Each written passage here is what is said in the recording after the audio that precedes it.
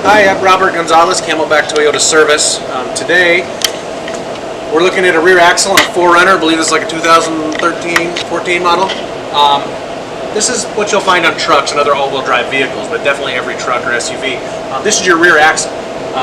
You have a drive shaft, which comes from the transfer case and/or transmission, which spins, comes into the front of this assembly, and then there's a series of gears in here and a differential unit which sends the power to two axles going this way, which is what turns these wheels. A lot of heat generated here. As you can imagine, these are what's pushing the car down the road.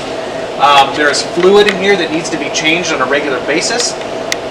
This is actually the fill for that. Here's the drain. Now when you come in for service, and they may tell you that you need to have the differential fluid done, that's what they're talking about. They're talking about this. These are very, very expensive to replace, but they will last almost indefinitely if you do the fluid.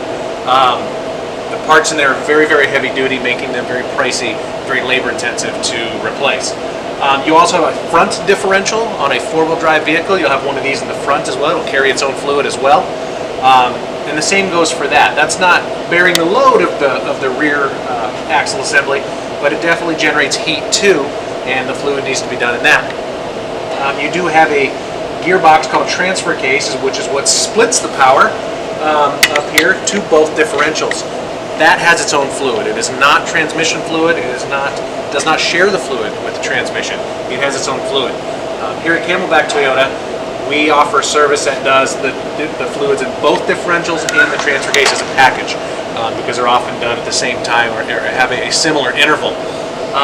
But that's what those do. If you hear that terminology, or your advisor or technician telling you the differential needs to be serviced, or transfer case, or both, that's what they're talking about. The rear axle assembly.